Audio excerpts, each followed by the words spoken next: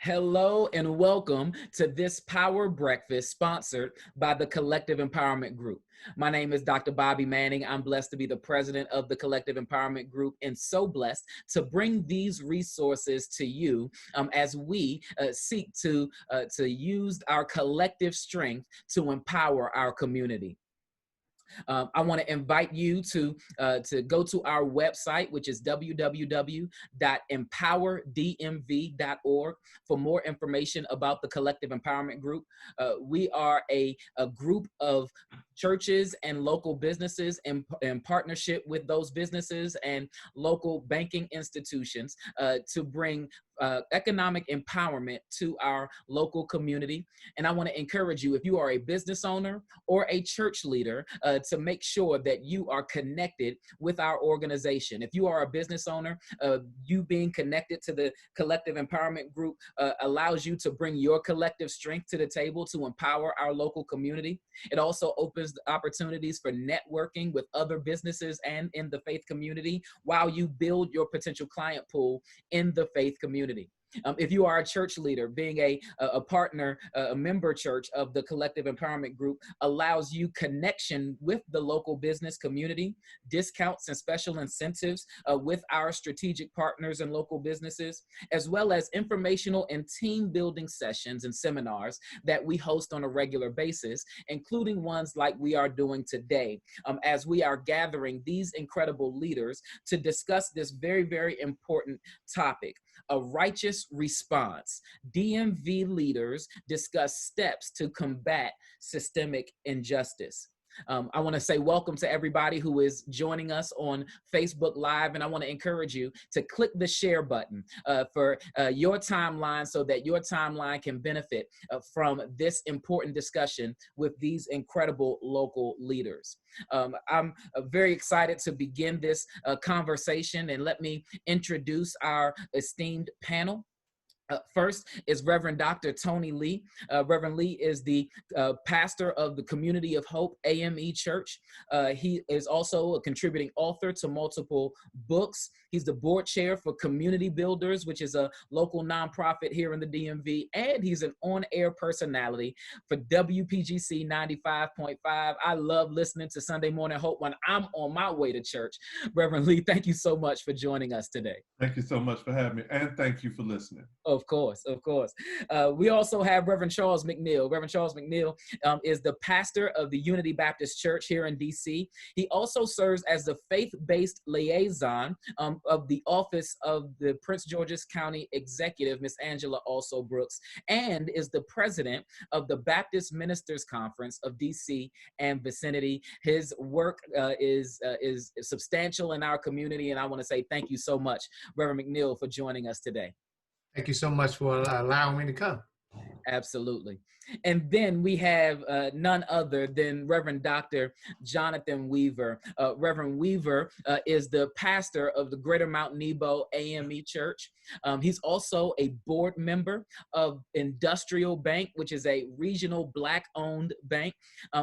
He's also the founding president of the Collective Empowerment Group, and I'm proud to say he's one of my predecessors here in this position. Grateful for you, Reverend Weaver. Thank you so much for joining us today.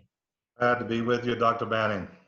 Well, what a blessing it is to have all of you guys here together. And of course, the occasion is difficult. The occasion is somber because our country is still currently reeling from the most recent death of an unarmed Black man at the hands of police. In Minneapolis, Minnesota, we have seen the horrific video of George Floyd having been killed in police custody with a knee to the back of his neck, which has incited a huge response from people all over the world. There have been peaceful protests as well, as you know, as as riots that have taken place because of what seems to continue to happen in our country. It's not long since we've mourned the death of Ahmaud Arbery and Breonna Taylor, and the list goes on and on and on.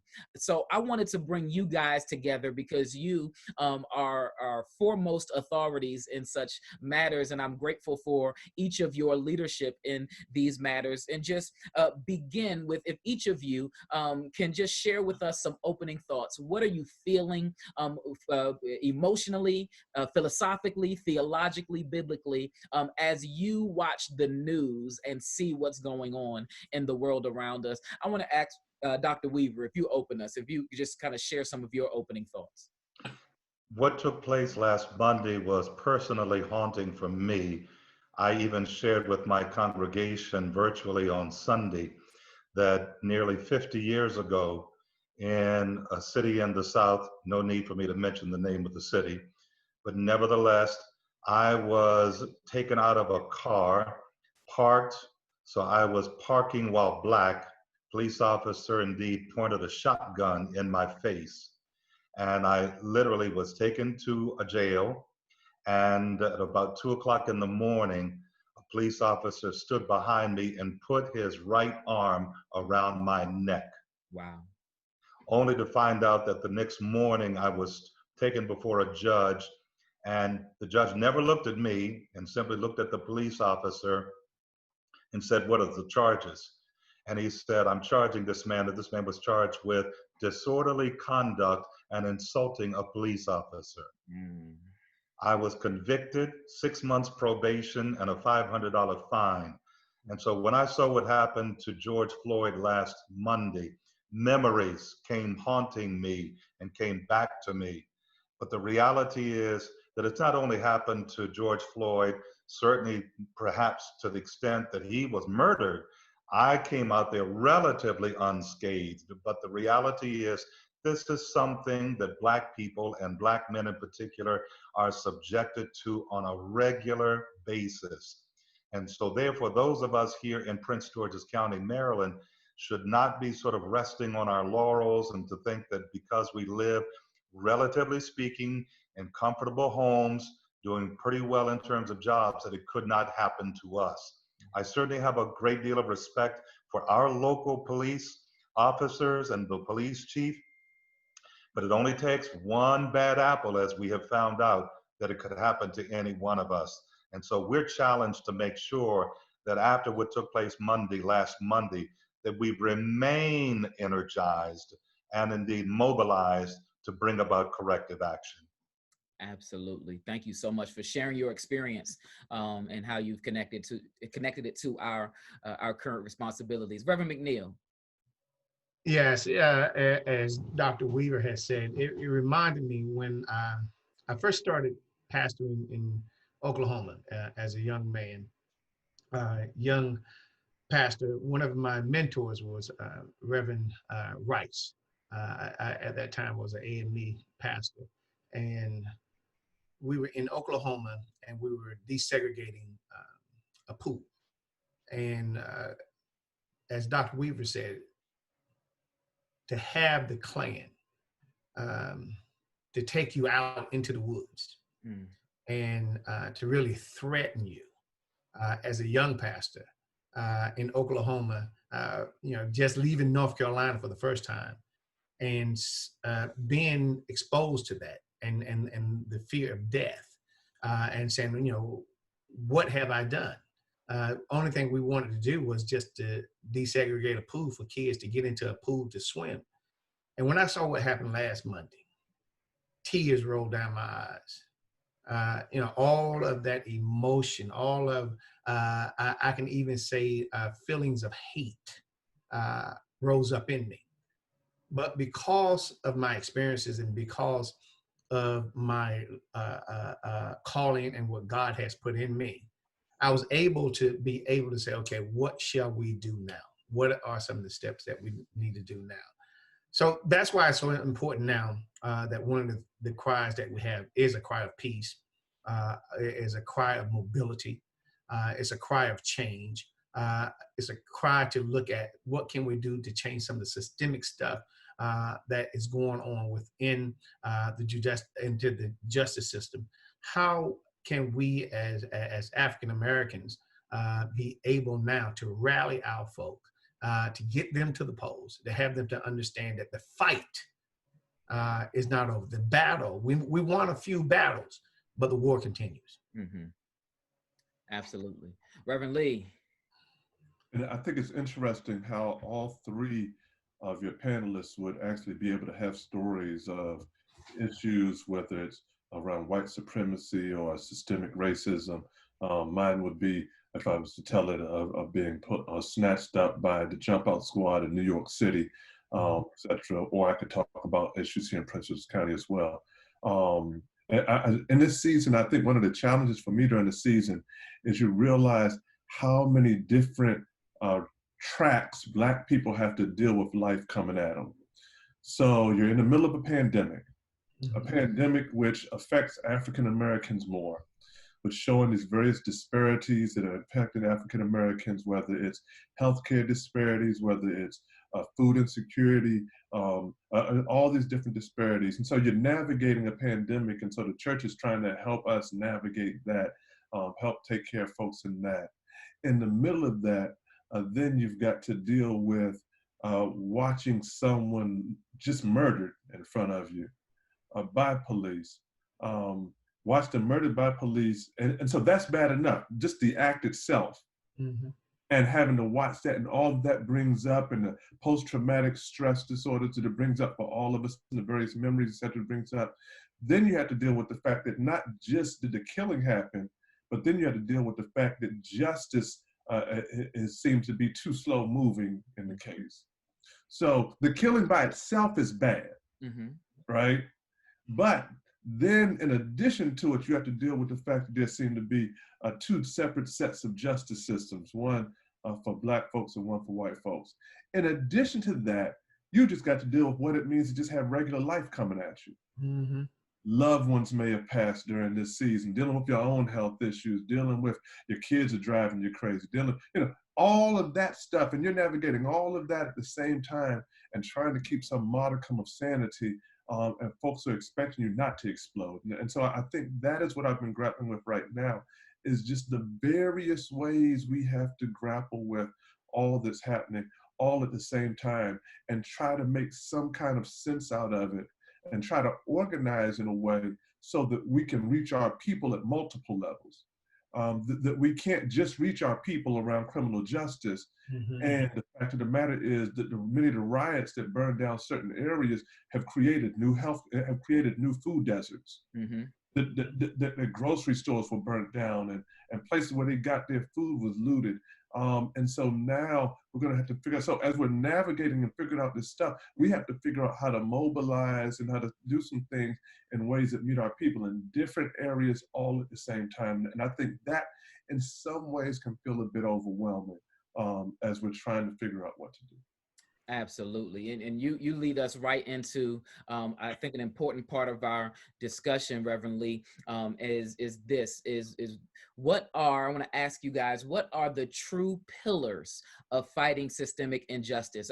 I believe one of the things that we're learning is that we have to fight systemic injustice from several different directions. It is not a myopic journey here. It's we have to fight it from several different perspectives and several different directions with different pillars and different people holding up different parts of this work. What are some of those pillars? Anybody who wants to just jump in, if from your perspective, what are some of those vital pillars? Well, I think one of them is in terms of just civic engagement. I mean, here we are in the state of Maryland, where on yesterday was the last day to vote with respect to the primary election. And I hope and pray that everybody that is watching us did indeed vote. Mm-hmm. Certainly that meant having to drop that ballot into the mail.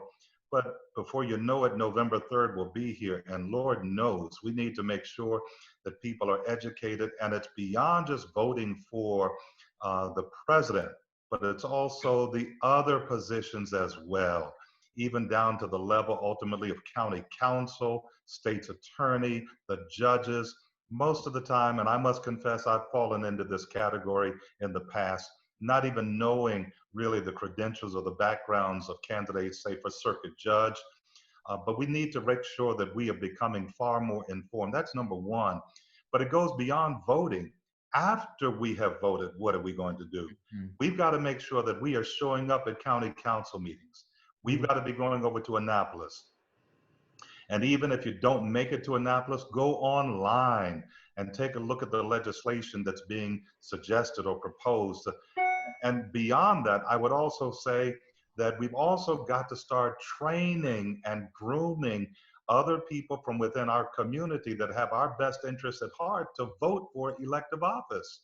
So, and I do believe that therefore, those of us that are faith leaders, on any given Sunday morning, we've got to make sure that we are strongly reminding people of the importance of voting, but also civic engagement, to let them know it's far more than just dropping in that ballot or going to the polls, but indeed encouraging members to either one, run for elective office, and then have some of our current ones that we believe have our best interests at heart, to train them and mentor them, because even our elected officials ought to engage in succession planning. The other thing that I just think is important for us is, as you know, Dr. Manning, and the panelists as well, we've got to engage in collective action. Mm-hmm. Certainly the Collective Empowerment Group has been doing that for a long, long time. But we've also got to start making sure that we are supporting institutions that are within our community. You alluded to, of course, one bank, Industrial Bank, that I'm privileged to serve on. It's the only African-American owned bank in the Washington metropolitan area. We've got to make sure that we do much, much more in terms of supporting an institution like that, not simply by making deposits, but then also applying for loans, mortgages, and for the churches as well, so that they in turn can help support African-American businesses within our community. Excellent, excellent pillars. I hope we can come back to the point of civic engagement, because I hope that we can get some practical next steps as well on what that means for normal citizens. As a matter of fact, you, Pastor McNeill, you serve directly with Ms. Angela Also Brooks, our county executive in Prince George's County, and so you have a seat at that table of how we can make sure that our political leaders are engaged. Could you, while you talk about some of these important pillars, could you give us some practical steps to how we can reach out to our political leaders, how important it is to email, write letters, make calls, to make sure that that our political leaders know what's on our hearts, what's on our minds, and what we want to see happen under their leadership? Sure, and Dr. Mann, just to follow up with what Pastor Weaver said, all that, and he's creating those relationships, creating that relationship with the county executive, creating that relationship with our county council, creating that relationship with our police chief, creating that relationship with our state's attorney, creating that relationship with our civic organizations. Those relationships become vital. Our national president, Dr. Jerry Young of National Baptist Convention USA, we were in a conversation just on Monday, and what we were talking about is simply this: that protesting, marching is a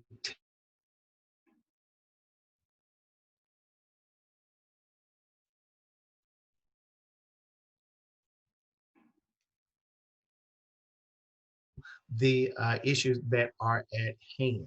And not only that, they have to be engaged. They have to come out to the meetings. And many of you may know, we've tried to get our brothers and pastors out to meetings, and the first thing they say, well, you know, Doc, I got a funeral. I got to do this. I got to do that. And they don't look at it as being important. So when incidents like this happen, the first thing they want to do is be the first ones to jump out there in front of a camera. But we got to have some behind the scene work before we get to where we are, before we start even talking to the camera. So it's about building those relationships. And the county executive and our elected officials do not know if we don't tell them. Mm-hmm. We are the connection to the community. County Executive Angela Alstabrook wants to know what's going on with the faith base. So I'm there to, and Pastor Weaver has come to me, and we've been able to get him meetings and talk about different things. And the same with Reverend Lee. And those are the type of relationship that we have to have at the table, so that we can say, hey, look, this is what we want. Instead of just going out, marching, and then waiting for the next death, march, wait for the next death, march. What are we going to do now? How are we going to build those relationships? So I think that is one of the vital pieces that we need, is building relationships. I don't necessarily, if you don't like me, you know, I'm not asking you to come home with me. I'm just asking you to help me with policy change. You know, and the thing is that we have to understand that we got to have a foot in both camps: Democrat, Republican, Independent, Green Party, whoever's there.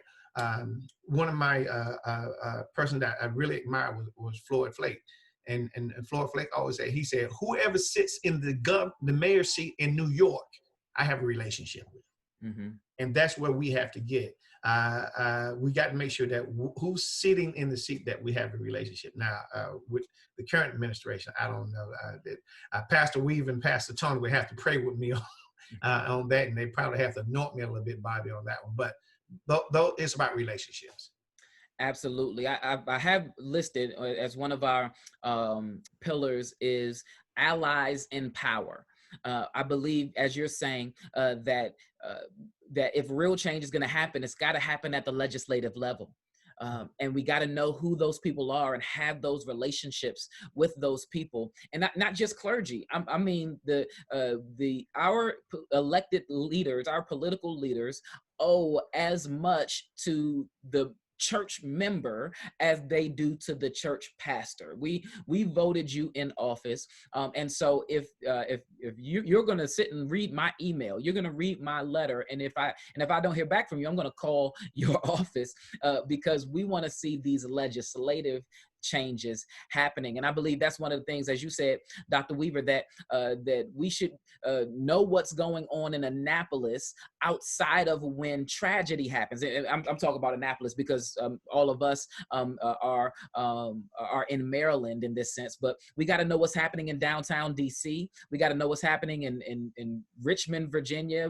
We need to know what's happening in Annapolis, Maryland. We need to know what's happening on Capitol Hill. And we need to have our ear to the ground of what legislation is going to help the next George Floyd to make it out alive. What legislation is going to happen? I learned about a legislation that our police chief is pushing. I just learned about it today as he was mentioning it in a speech. And now I want to know, okay, what's going on with that legislation? And now we have something that we really can hopefully get behind so that we can see more transparency in our local police departments. I want to come to you, Reverend Lee. What are some of those pillars of fighting systemic injustice from your perspective? And I think it's important for us to realize these pillars are all just part of our toolkit. And in any kind of repair situation, any kind of situation where you're trying to build, you use different tools for different things. Mm-hmm. And you have different people who are skilled with different tools. Mm-hmm. And so you have some people who are just really great around HVAC, some people who are skilled carpenters, some people who are skilled with steel, some people, all of them are needed to the building project. Mm-hmm. And I think that sometimes what we have come to do is that we have come to feel as if everyone has to do every tool. When the fact of the matter is there's some that are gifted with one tool and not gifted with another.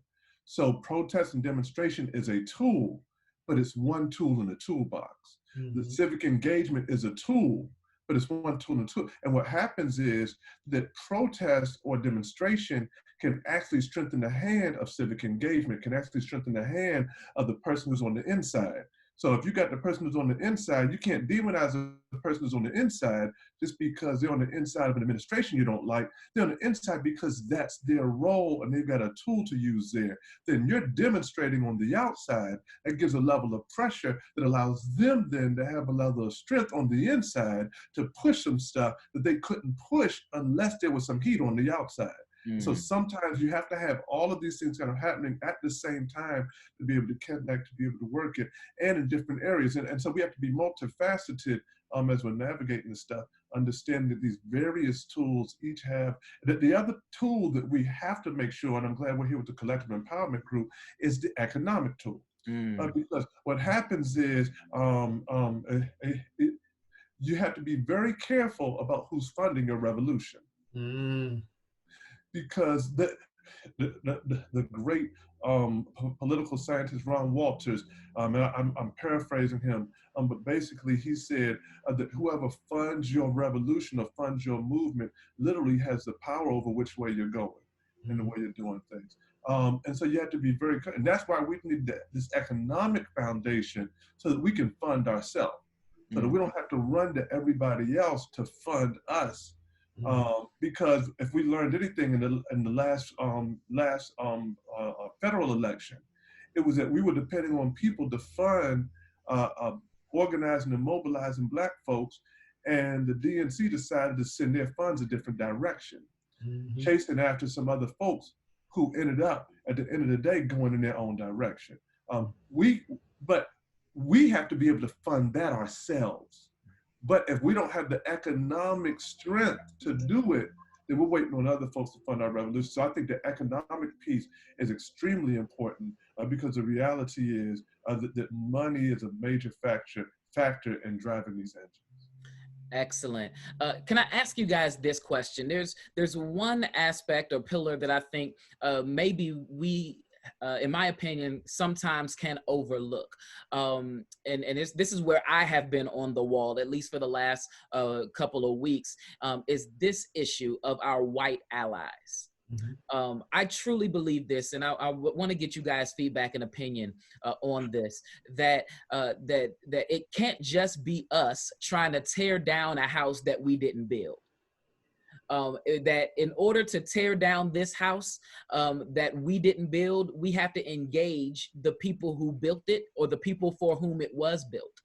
And so what, if any, from your perspective, is the role of I'll just go and say white evangelical Christians who historically have leaned a certain way politically and philosophically. I don't care about your politics, but I do care about your philosophy and your worldview and how you look at the world and how you exist in the box that we call privilege. And so part of it is me hopefully making some headway in reaching out to some of the pastors that don't look like us. We saw one of them today at a demonstration that all four of us were present for, where a white pastor stood before political and faith leaders and said, you know what, I repent for how the white church has been complicit or even silent as these types of injustices have been part of our system for the last 400 years. Is this something that's on you guys' radar? And do you have an opinion as it pertains to how we engage? Because I don't want us to dismiss white people because they always don't know what to say or how to say it, because it's going to take them, I believe, to help tear this wall down. Is that something that you guys are feeling as well? A couple of things. One, I would say that I was encouraged by the response by the chief of police in Minneapolis. The fact that when he was able to connect with one of the brothers of George Floyd, he took his hat off. And indeed, he respected what took place and indeed agreed that the 3 other police officers were complicit. I was grateful to hear that, for example, the police chief of Camden, New Jersey, wanted to know whether or not he could join a protest march there in Camden, and the organizers said absolutely. And also, I believe it might have been in another city where the police chief embraced, hugged one of the protesters and knelt down.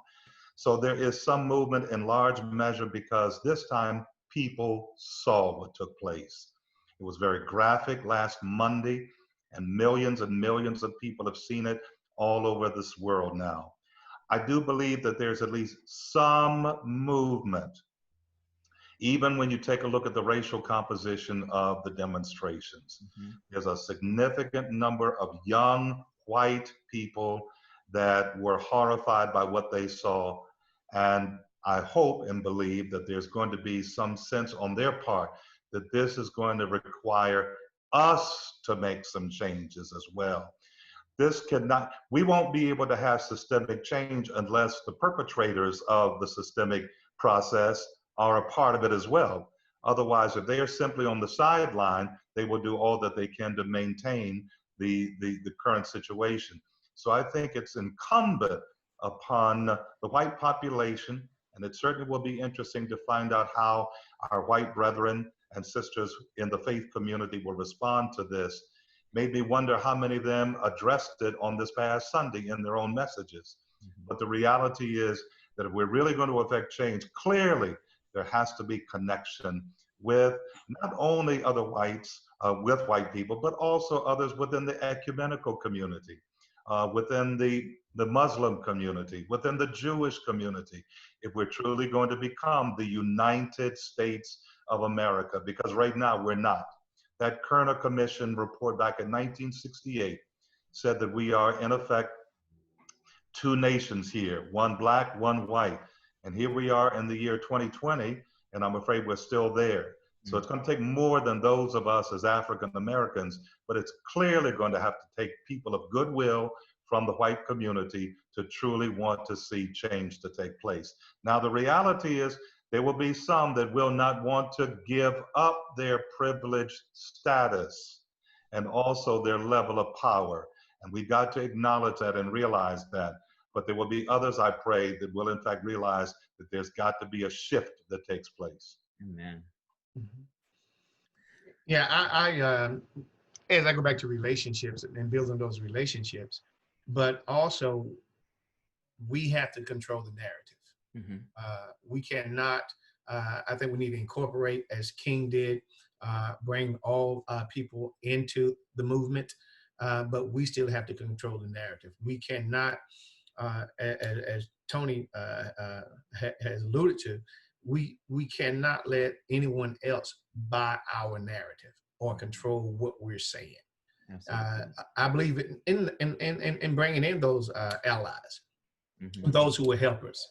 Because we still understand that the most segregated hour is still at 11 a.m. But there has to be a bridge there, and there has to be an olive branch extended. But I think we still have to let them understand that this is the narrative. This is what we are looking for. And if we can build that relationship, we build that relationship. Absolutely.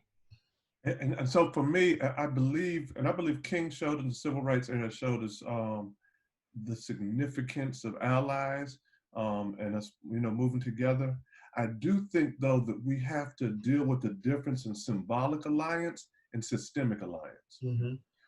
Because one of the challenges for me is that too many want to be in symbolic alliance. I can shake your hand, I can take off the hat, I can kneel with you at the protest, but systemic alliance means that there's going to be some things that have to be torn down. And with your analogy of the house, I think one of my challenges, if I'm just honest and transparent, is that I don't necessarily want to base whether if it's the house that they built. Truth be told, we actually built the house for them with slave labor. One. Two, even if it was their house, I don't want us to have to depend on them for the house to get right, because they may never get right. Sure. And so if we just got to tear the whole thing down and build our own house, that's what we need to do. I do believe in the power of alliances. I do believe that in the best of all worlds, that white folks and black folks and all folks will kind of come together. But I am not going to let my freedom be based on me waiting for other folks to get right with God. If I got to do it all by myself and pull my folks together, let's do it, then we're going to figure out how to do it. And it may be very uncomfortable for them because we're going to be dealing with their privilege. Because you got to remember, if there are disparities, that means that somebody else is winning. Yeah. Right? So where there are health disparities, that means that they are benefiting. Where there are economic disparities, that means that they are benefiting. That where there's various disparities, it means that they are in a privileged state and position. And one of the challenges that we often find is that people are fine when it comes to symbolically saying I'm with you, when it comes to morally saying I'm with you, but when it actually comes to the fact that it may take some bread out of their children's mouth, because the reason they're able to get that bread is because of some of the privilege they have, and actually some of those resources could be reallocated somewhere else, then you start to see where the rubber meets the road and see where people really are. And I believe in faith that people can get right. I believe in faith that people can be able to move in that kind of way. But for me, it has to be systemic alliance and not just symbolic alliance. And I would add, Dr. Manny, if I can, just the point that when it comes to economics, because I think we're hearing over and over again that economics plays perhaps a dominant role here, that I want to make sure that the institutions that we have within the African American community, our businesses, are supported, and that we make it a point to promote them aggressively. If there were any businesses that were suffering during the pandemic, it's clearly been African American businesses. Right, that's right. So many of them will be going out of business unless we support them. And I really do believe that we've got to stop providing support to take other people's children to go to colleges and universities. And the way for us to do it is to support our own, so that our children can then have a better opportunity of going to a Morehouse, a Spelman, or whatever university they want to be able to go to. But we've got to be able to support. Statistics have borne out the fact that if we just increase our level of spending with Black businesses by 3%, we would create, and this was a study done by Northwestern University in Chicago, if we just spent 3% more of what we were normally spending in the retail arena, and we spent it with African American businesses, we would generate 1 million jobs within the African American community. You don't need to worry so much about alignments with other people. Right. We'll be able to do it on our own. And that goes back to also, because our dollar is not turning over in our communities. And one of the things that we looked at when we were looking at bringing our national convention here was to make sure that we spent $30 million in New Orleans last year, and not one Black contractor was able to get a part of that $30 million. Wow. So whenever they asked me to whenever I decided to bring the convention here in September, my thing was, we have to make sure that if you bring in this Black convention to a predominantly Black county, that you got to have Black vendors. That's right. That's right. You got to make sure that we are targeting those Black vendors to make sure some of that money gets to them.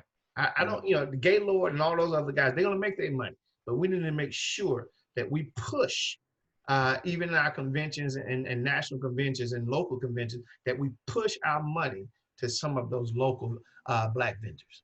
Right.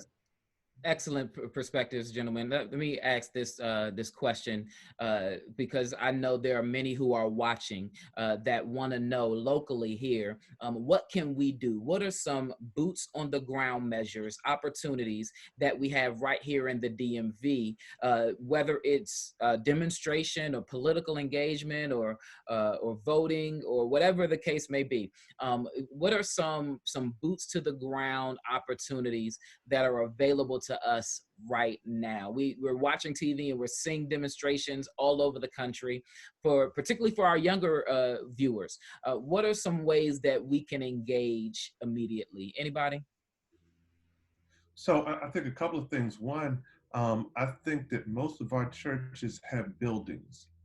And so if you want to be able to assist even with protesters, it can be providing space at times.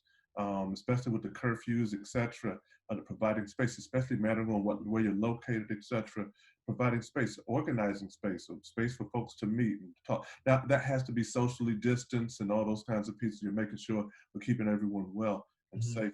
But I think that kind of, I think there's an opportunity just from a church standpoint. What would it mean for a church to go down to a protest area and just give out waters?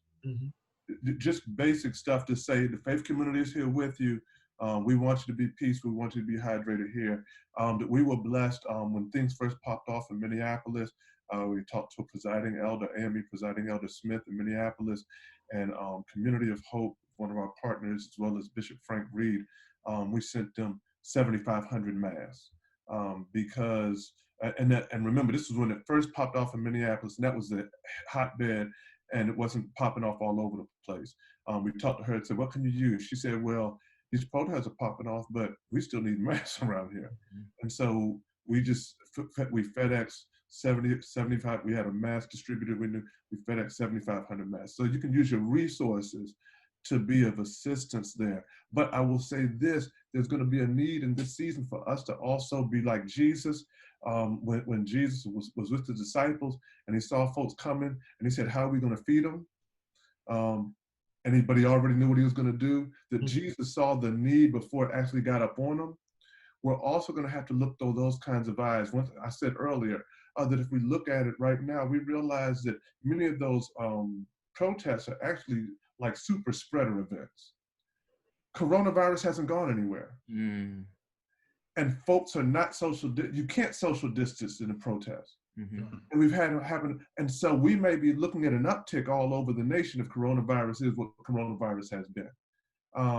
While at the same time, because of some of the burnings and the looting, etc., that there are systems in many of those neighborhoods which have been torn down.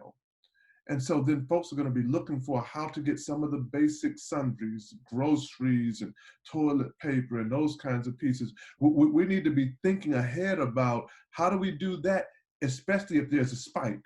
So if there's a spike, and we need to be strategizing right now about how we're going to be taking care of our communities in the midst of that. The other piece I would say is blackchurchpac.org. I'm blessed to be a founding member on the board of the Black Church PAC, as well as the National Coalition on Black Civic Participation, ncbcp.org. Both are organizing structures. In the Black Church PAC, we just did a national Zoom meeting. About 500 folks came to it, and we're able to give out some toolkits on how to be able to organize and move in the middle of this, and they're doing some kinds of pieces just around shaping the faith community around how to be able to have some next steps in this kind of a moment.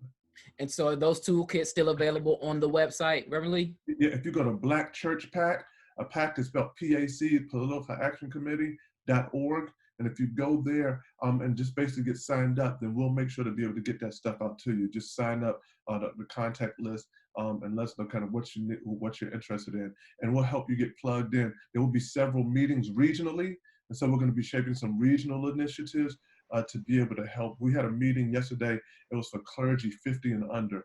Like I said, about 500 clergy 50 and under throughout the nation locked on, and we just kind of talked about some of the strategies, etc. And we've done extensive work, whether it's around civic engagement, whether it's around all this work about police reform, etc. That we've been doing this now for a while and have some very good tools on how to engage in several of these kinds of areas that are important right now. Excellent. Thank you so much for that. We're pushing up on time, so I just want to take a real quick moment, ask each of you, if you could just take 60 seconds, any closing thoughts, final thoughts around what's going on, how we can engage, and what we can do locally here in the DMV to make sure that we are pushing towards systemic change for our world. Reverend Weaver. Very quickly, let me just mention several things. One, vote, vote, vote, but also make sure that even in our faith communities and churches, that we are pushing that. We make sure that people get the information so that they can do that. Number two, in the midst of all of the horrific things that have happened over the last couple of weeks, let's also remember about the frontline workers in hospitals, nursing homes, addiction centers. Case in point would be where churches could indeed be able to provide even a meal for the workers at the places like that, just to be able to encourage them. And then lastly, I think, again, we need to continue to be involved in financial literacy and financial empowerment. If we ever needed to do that before, we certainly need to do it now so that people can be educated, not only for themselves, but for the children coming behind them. Reverend McNeill. Sure. I echo what Pastor Weaver said. Definitely, we need to vote with the same amount of passion that you have for protesting.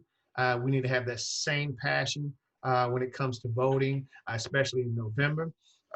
We also need to continue to serve. We've been serving and giving food out at my church every Saturday.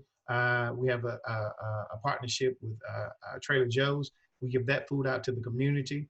Our frontline workers, we make sure that we serve them. And our police department, we've been constantly giving them masks to make sure that they are encouraged. We continue to give videos to them. In the next few days, we're going to start having prayer with them at their precincts, at their roll call. And the last thing I would say, as preachers, preach. The thing is, we got to inspire our folks. We got to preach to them, and we got to make the gospel relevant to what's going on now. Amen. Reverend Lee. And I echo what Dr. McNeill and Dr. Weaver shared. And the big thing is leadership, leadership, leadership. That in this season, it's time for the church to step forward and be the church. The other thing I would share, the last thing I would share is give yourself permission to dream. In this season, what I have found is that if you're trying to help our people, it is not that you won't have enough resources. God will provide as much resources as you can dream. That God is as big as you can dream to help our folks, God will provide the way to do it. As big as you open up your mind to try to be a blessing to our people and to organize and to feed them and to take care of them, that God will provide. God will literally open up the windows of heaven and pour you out the blessings, the resources, so that the people's needs can be met. Amen. If I could share just one final thought for myself, it would be to encourage anybody who's been frustrated with what's going on in our world, and to the point where you don't want to pray anymore. I've heard the frustration of people who call themselves Christians or come from Christian backgrounds saying, you know what, I'm not praying because praying hasn't been working. If I could say anything, I want to say keep praying. Here's why I want you to keep praying. I want you to keep praying because it will take a miracle to do what we are gathering together to do. That is going to take us and a miracle, an intervention from a God who hears all, who knows all, and loves us. It's going to take a miracle, and so we have to keep praying. But you all know that faith without works is dead. When Jesus did miracles, Jesus still, even though he is completely God, decided to use disciples. And so I want to challenge you to keep praying, but also keep moving. I want you to keep praying, but also keep working. I want you to keep praying and hold on to your faith while you hold on to the responsibility to mobilize. Earlier, Reverend Lee mentioned the miracle of Jesus feeding the 5,000 and how Jesus anticipated need. I want you to also notice how Jesus responded to his disciples. He told the disciples when they brought the need to him, first thing he said was, don't pass off the responsibility of feeding these people. You feed them. And he gave them the responsibility to be a part of the miracle that he was going to perform. But then another instruction he gave them after he blessed and broke the food that was brought by the little boy, he told the disciples, organize the people into groups of 50s and 100s. Here's what he's saying. He's saying, okay, I'm going to work this miracle, but here's what you need to do. You need to organize and make sure that you are organizing the people and organizing the process so this miracle can take place. But then his next move, he took the food, he blessed it, he broke it, and he could have individually taken all the food to every one of those thousands of people, but that's not what he did. He handed the food to his disciples. And he said, okay, now you serve the people. And in this passage, I believe what we find is Jesus performing a miracle, but his disciples fully engaged. They had faith in Jesus, but they also had their hands to the plow. And so I want to encourage you to don't let go of your faith. Don't stop praying, but also don't stop working. I want to say thank you to this incredible panel. Thank you to each of you for spending this time with us here at the Collective Empowerment Group. For everybody who's watching on Facebook Live, again, hit that share button. If anything that was said today in this panel has blessed you, I believe it will bless somebody else on your timeline if you would hit that share button. If you are a member of a church, I want to challenge you to call your pastor, text them and say, hey, are we members of the Collective Empowerment Group? Do we have the benefits of our collective strength being united for economic empowerment? And can I go to these local businesses and get a discount or get a preferential treatment because our church is connected? If their answer is I don't know or no, send your pastor, your church leader to empowerdmv.org, empowerdmv.org. Also, if you are a business owner of a local business and you would like to become one of our strategic partners, again, the website is empowerdmv.org. Please set your calendars. Our next Power Breakfast for the Collective Empowerment Group will be on June the 19th. Yes, it'll be on Juneteenth. Same time, right here on Facebook Live. Make sure you follow Collective Empowerment Group on Facebook so that you never miss any of the resources that come to you through our Facebook group, but also through our website. Once again, thank you to each of you for joining us on Facebook Live, and thank you to this incredible panel. We will see you next time on our online Power Breakfast with the Collective Empowerment Group.